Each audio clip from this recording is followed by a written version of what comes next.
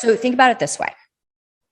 95% of your reality is actually subconscious.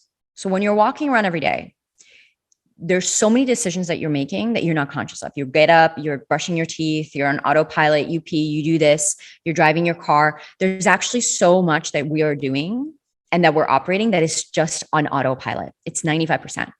5% is the conscious mind. That's the part of you that's like, oh, why did I just take this left turn? Like I'm going home. I'm actually supposed to be visiting my friend. Let me, correct that. It's the part of you that's critically thinking, let me sit down and do my Q1 strategy right now. Let me think about what goals that I want to create. And so there's that conscious part of you that's like, I want to, grow my Instagram. I want to get on a stage someday. Let me plan out the strategy. It's that critical thinking in the prefrontal cortex of what it is that I need to be doing and how is it that I need to be doing it. Unfortunately, that's about 5% of our day-to-day. It's about 5% of our reality. The other 95% is the unconscious/subconscious, which is essentially what you've been programmed to do. So I'll give you a very simple example. If you have been programmed to make your bed every morning, like I was since you were 3 years old, every morning you will wake up and without even thinking about it, you will just make your bed. If you were programmed to brush your teeth 3 times a day because your father was a dentist, that's just what you're going to do.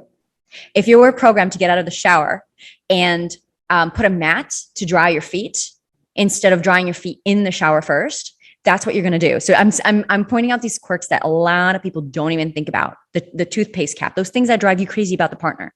Mm-hmm. It's their programming. It's their conditioning. It's what they were taught to be real and true since they were children.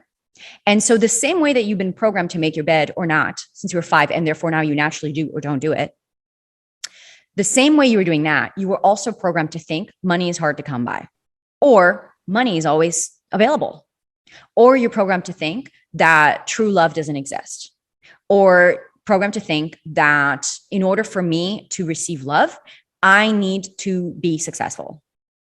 And so you have this whole set of, we're all carrying like this whole backpack, this freaking heavy backpack of conditioning, beliefs that we just assumed were true since we were children, because that's what our parents told us.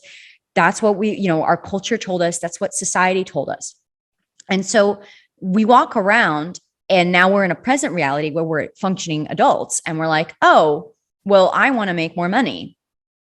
And you keep doing the strategies, the conscious strategies, and you're hiring the business coach and you're doing like following the freaking mastermind or whatever the course by the books. And you're like, this doesn't work. What's wrong with that coach? What's wrong with this course? Clearly, this is a shit course. Mm-hmm. When actually what I'm inviting you to is asking yourself, okay, what in me is telling me that this isn't working? Why? What is the beliefs that are actually holding me back? And when you identify the beliefs, you can essentially reverse engineer them into your past story.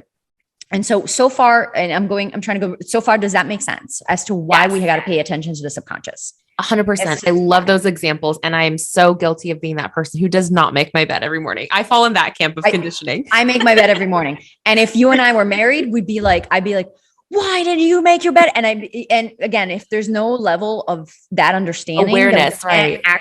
We can't actually see eye to eye ever. Right. So interesting.